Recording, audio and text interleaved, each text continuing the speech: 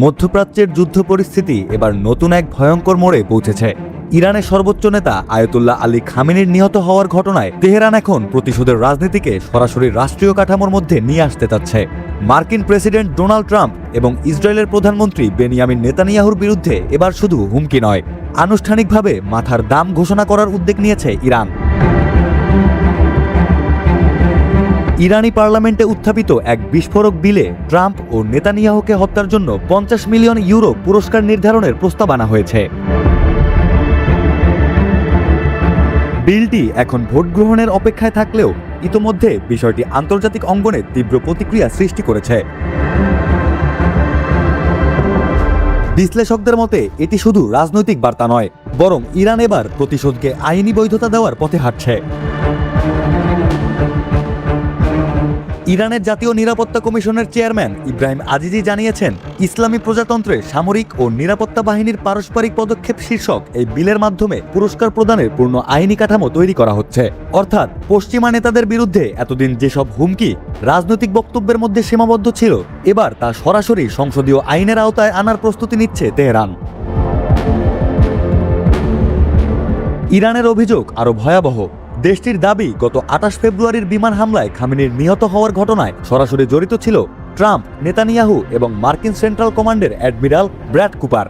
জাতীয় নিরাপত্তা কমিশনের সদস্য মাহমুদ নাবাবিয়ান জানিয়েছেন, খুব দ্রুতই বিলটির ওপর ভোট অনুষ্ঠিত হতে পারে। ফলে বিশ্ব রাজনীতিতে এখন নতুন করে আতঙ্ক ছড়িয়ে পড়ছে।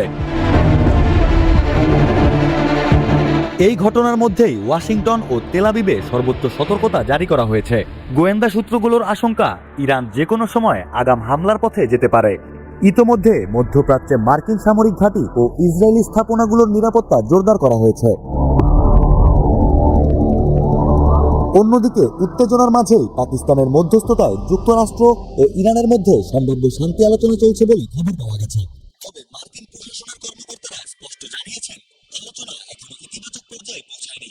ওয়াশিংটনের মূল লক্ষ্য ইরানের পারমাণবিক কর্মসূচিকে নিয়ন্ত্রণে আনা। সমঝোতা না হলে আবারও সামরিক পদক্ষেপ নেওয়ার হুঁশিয়ারিও দিয়েছে যুক্তরাষ্ট্র। ইরানি গণমাধ্যমের দাবি, আমেরিকা শান্তি চুক্তির জন্য কঠোর শর্ত দিয়েছে। এর মধ্যে রয়েছে সমৃদ্ধ ইউরেনিয়াম হস্তান্তর, পারমাণবিক কার্যক্রম সীমিত করা এবং যুদ্ধ ক্ষতিপূরণ না দেওয়া। পাল্টা জবাবে ইরানও কঠিন অবস্থান নিয়েছে। তেহরানের দাবি, সব অর্থনৈতিক নিষেধাজ্ঞা প্রত্যাহার করতে হবে, লেবানন সহ আঞ্চলিক সংঘাত বন্ধ করতে হবে এবং হরমুজ প্রণালীতে ইরানের সার্বভৌমত্বের স্বীকৃতি দিতে হবে। তবে যুদ্ধের আগুনে সবচেয়ে বেশি পুড়ছে সাধারণ ইরানিরাই। চলমান সংঘাতের কারণে দেশটির অর্থনীতি ভয়াবহ চাপে পড়েছে। গ্যাস ক্ষেত্র, বিদ্যুৎ কেন্দ্র এবং শিল্প কারখানার ক্ষয়ক্ষতি জনমনে ক্ষোভ বাড়িয়ে তুলছে। বাজারে মূল্যস্ফীতি লাগামহীন, কর্মসংস্থান কমছে, আর আন্তর্জাতিক নিষেধাজ্ঞার চাপে দেশটির অর্থনৈতিক অবস্থা ক্রমে নাজুক হয়ে উঠছে। এদিকে ট্রাম্প তার সামাজিক যোগাযোগ মাধ্যম ট্রুথ সোশ্যালে ইরানকে দ্রুত শান্তি চুক্তিতে আসার আহ্বান জানিয়ে কড়া বার্তা দিয়েছেন। তার ভাষায়, ইরান যদি এখনই না থামে তাহলে পরিস্থিতি আরো ভয়াবহ হবে। এই বক্তব্যের পরই উত্তেজনা নতুন মাত্রা পায়। অন্যদিকে ইসরায়েলের প্রধানমন্ত্রী বেনিয়ামিন নেতানিয়াহু জরুরি নিরাপত্তা বৈঠকের অজুহাতে নিজের চলমান ফৌজদারি মামলার শুনানি এড়িয়ে গেছেন। ট্রাম্পের সঙ্গে ইরান পরিস্থিতি নিয়ে ফোনালাপের পর তার এই পদক্ষেপ মধ্যপ্রাচ্যের নতুন যুদ্ধের আশঙ্কা আরও বাড়িয়ে দিয়েছে।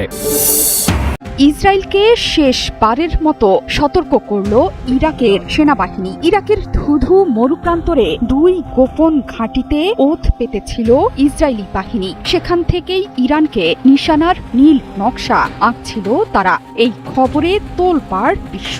ইরাকে থাকা এসব ঘাঁটির খবর দিয়েছিল স্থানীয় এক মেষপালক। এরপরই সেখানে ছুটে যায় ইরাকি বাহিনী। গিয়ে দেখে সেখানে রীতিমতো ভয়ঙ্কর কাণ্ড। ঘাঁটি সাজিয়ে বসেছে আইডিএফ। ইসরায়েলি বাহিনীর ওপর রীতিমতো হামলে পড়ে 2টো ঘাঁটি গুড়িয়ে দিয়েছিল ইরাকি বাহিনী। ইসরায়েলের স্পর্ধায় হতবাক ইরাকের কর্তা ব্যক্তিরা। শেষ পর্যন্ত গর্জন তুলে সশস্ত্র বাহিনীর মুখপাত্র বেনিয়ামিন নেতানিয়াহুকে দিলেন লাল সতর্কতা। প্রতিবেশী দেশে হামলায় ইরাকের ভূমি ব্যবহার হবে না বলেও সাফ জানিয়ে দিয়েছেন। গত ৩ মার্চ ইরাকের দুর্গম পশ্চিম মরুভূমিতে একটি ট্রাক দেখতে পান বেদুইন শিবিরের বাসিন্দারা। এটি ছিল স্থানীয় এক মেষপালকের গাড়ি। গাড়িটি কাছেই আল নুখাইব শহরের দিকে যাচ্ছিল। তবে কয়েক ঘন্টা পর ট্রাকটিকে ফেরত আসতে দেখেন তারা। ট্রাককে ধাওয়া করছিল একটি হেলিকপ্টার। অসংখ্য গুলিতে ঝাঁঝরা হয়ে যায় মেষপালক এবং তার ট্রাক। নিহত মেষপালক আওয়াদের চাচাতো ভাই সংবাদ মাধ্যমকে জানান, ঘটনাচক্রে গোপন ইসরায়েলি ঘাঁটির সন্ধান পেয়েছিল আওয়াদ। এর মাধ্যমে এটা স্পষ্ট যে ইরাকে 1 বছরেরও বেশি সময় ধরে গোপনে 2টো ঘাঁটি পরিচালিত হচ্ছিল। দ্বিতীয় গোপন ঘাঁটির অবস্থান ছিল পশ্চিম মরুভূমি। ভবিষ্যৎ সংঘাতের কথা মাথায় রেখে 2024 সালের শেষে অস্থায়ী ঘাঁটি তৈরির প্রস্তুতি শুরু করে ইসরায়েল।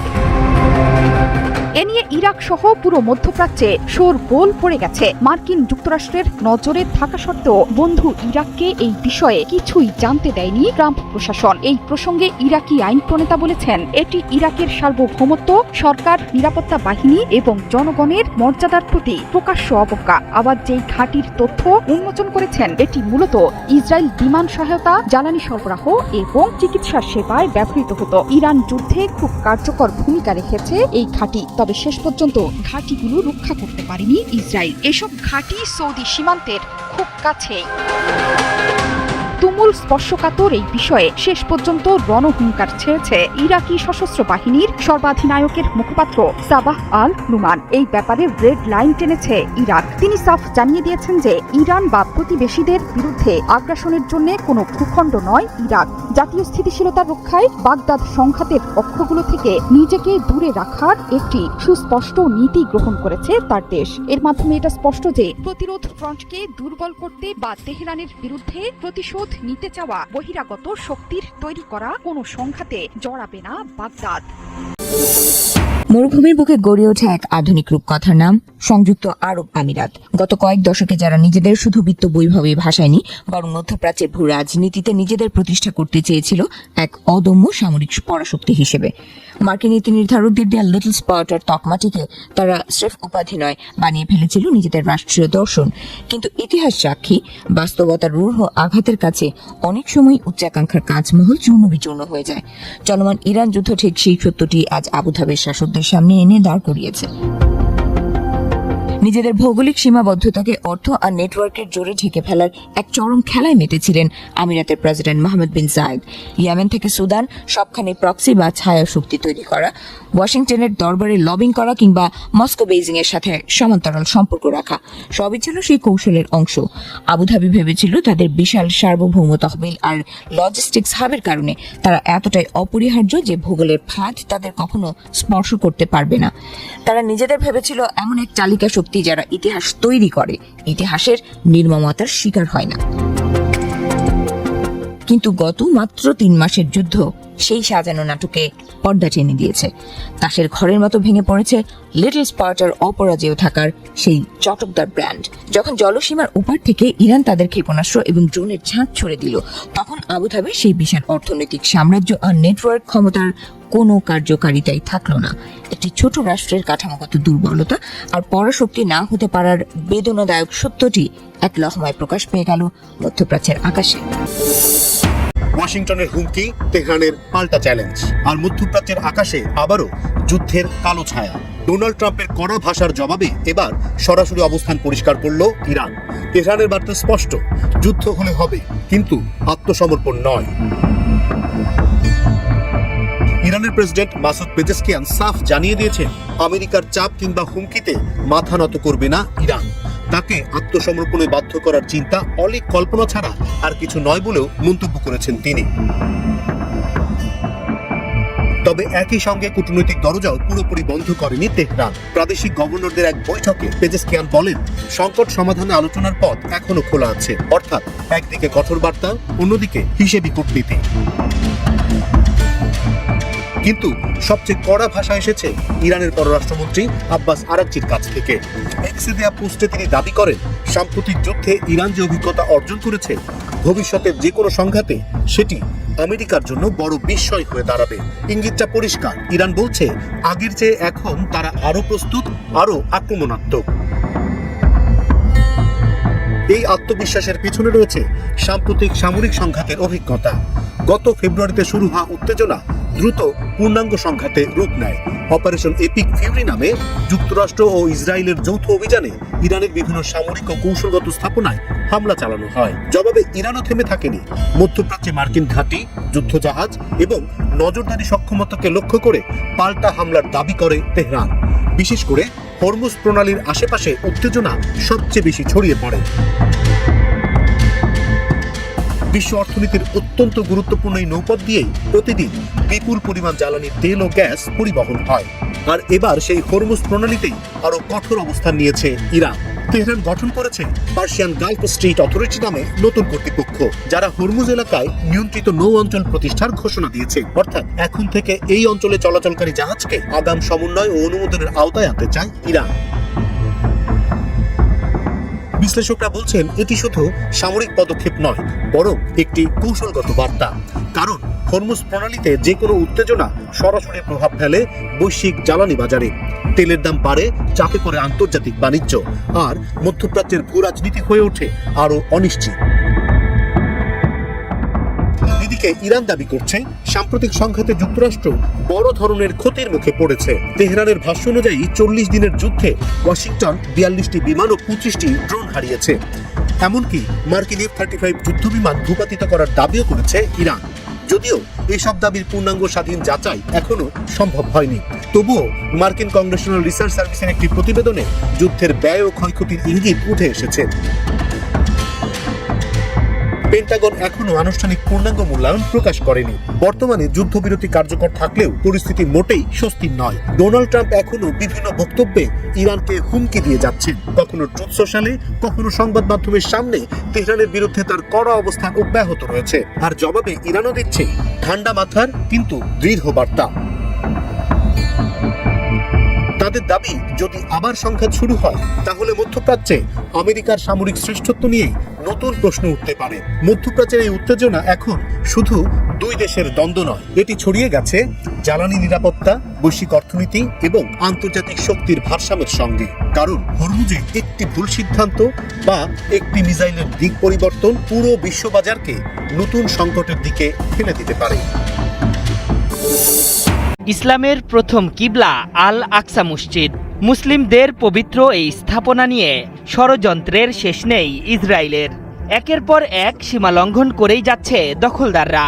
আর এবার যে তথ্য সামনে এসেছে তাতে রীতিমতো মুসলিমদের হৃদয়ে রক্তক্ষরণ হওয়ার অবস্থা। আল কুদস অঞ্চলে ইহুদিদের আধিপত্য গড়ে তুলতে গোপনে আল আকসা মসজিদ ধ্বংসের পায়তারা শুরু করেছে ইসরায়েল। এর মধ্য দিয়ে আল কুদস অঞ্চল থেকে মুসলিমদের সব স্মৃতি মুছে দিতে চাইছে বেনিয়ামিন নেতানিয়াহুর সরকার। জেরুজালেমের ফিলিস্তিন কর্তৃপক্ষের বরাত দিয়ে তুরস্কের বার্তা সংস্থা আনাদোলু এজেন্সি জানিয়েছে, আল আকসা মসজিদের নিচে খনন কাজ চালিয়ে ইসলামিক নিদর্শন ধ্বংস করছে ইসরায়েল। ইসলামিক নিদর্শনগুলোকে ইচ্ছাকৃতভাবে ধ্বংস করছে দখলদাররা, যা মুসলমানদের ন্যায্য মালিকানার জীবন্ত প্রমাণ এবং সুস্পষ্ট সাক্ষ্য। এক বিবৃতিতে জেরুজালেমের কর্তৃপক্ষ জানিয়েছে, এই ইসলামিক প্রত্নতাত্ত্বিক নিদর্শন ধ্বংসের মধ্য দিয়ে আল আকসার ঐতিহাসিক পরিচয় মুছে ফেলতেই এমন পদক্ষেপ নিয়েছে দখলদার সরকার। মূলত তারা কথিত থার্ড টেম্পল মাউন্ট তৈরির জন্যই ধ্বংসাত্মক এই খনন কাজ শুরু করেছে নেতানিয়াহুর বাহিনী। আল আকসা ধ্বংসের কাজ ইসরায়েল এমনভাবে করছে যাতে এটি ধসে গেলে দোষ ইসরায়েলের ওপর না পড়ে। তবে এ ব্যাপারে ইসরায়েল আনুষ্ঠানিকভাবে কোনো কিছুই জানায়নি। আনাদোলু এজেন্সি জানিয়েছে, এই খনন কাজগুলো সম্পূর্ণ গোপনে চালানো হচ্ছে, যা আল আকসা মসজিদ এবং এর ঐতিহাসিক নিদর্শনের ভিত্তি মারাত্মকভাবে ঝুঁকির মুখে ফেলছে। অবৈধ এই খনন কাজের মাধ্যমে নতুন বাস্তবতা চাপিয়ে দিতে চাইছে দখলদাররা, যাতে জেরুজালেমকে ইহুদিকরণের পরিকল্পনা বাস্তবায়ন করা যায়। 2013 সালের মার্চে জর্ডানের রাজা দ্বিতীয় আবদুল্লাহ এবং ফিলিস্তিনি প্রেসিডেন্ট মাহমুদ আব্বাস এক চুক্তিতে স্বাক্ষর করেন, যেখানে জর্ডানকে জেরুজালেম ও ফিলিস্তিনের পবিত্র স্থানগুলোর অভিভাবকত্ব ও সুরক্ষার দায়িত্ব দেওয়া হয়। এই চুক্তির মধ্যে জেরুজালেমও অন্তর্ভুক্ত। এই চুক্তিতে উল্লেখ করা হয় মুসলিম ব্যতীত অন্য কোনো ধর্মের নাগরিক এই অঞ্চলে প্রবেশ করতে পারবে না, তবে চাইলে ইসরায়েলিরা এখানে আসতে পারবেন। এরপর থেকেই একের পর এক সীমা অতিক্রম করছে দখলদাররা। 1967 সালে আরব ইসরায়েল যুদ্ধে পূর্ব জেরুজালেম দখল করে ইসরায়েল। এর 3 বছর পর 1980 সালে পুরো শহরটি নিজেদের মানচিত্রে সংযুক্ত করে নেয় তারা। হজের পর মধ্যপ্রাচ্যের আকাশে শুরু হতে পারে নতুন যুদ্ধের আগুন, এমন গুঞ্জনই এখন ঘটছে আন্তর্জাতিক কূটনৈতিক অঙ্গন থেকে সরাসরি বিশ্লেষকদের আলোচনায়। ইরানের বিরুদ্ধে যৌথ সামরিক অভিযান চালাতে প্রস্তুতি নিচ্ছে আমেরিকা ও ইসরায়েল, আর সেই অভিযানে নীরব সমর্থন নয়, সরাসরি অংশ নিতে পারে সৌদি আরব ও সংযুক্ত আরব আমিরাতও। তেল আবিবে মার্কিন যুদ্ধ বিমানের তৎপরতা, উপসাগর জুড়ে সামরিক মহড়া আর পারমাণবিক ইস্যুতে তেহরানের কড়া অবস্থান পরিস্থিতিকে আরো বিস্ফোরক করে তুলেছে। কূটনীতির দরজা প্রায় বন্ধ। এখন প্রশ্ন একটাই, মধ্যপ্রাচ্য কি আরেকটি ভয়াবহ যুদ্ধের দ্বার প্রান্তে দাঁড়িয়ে?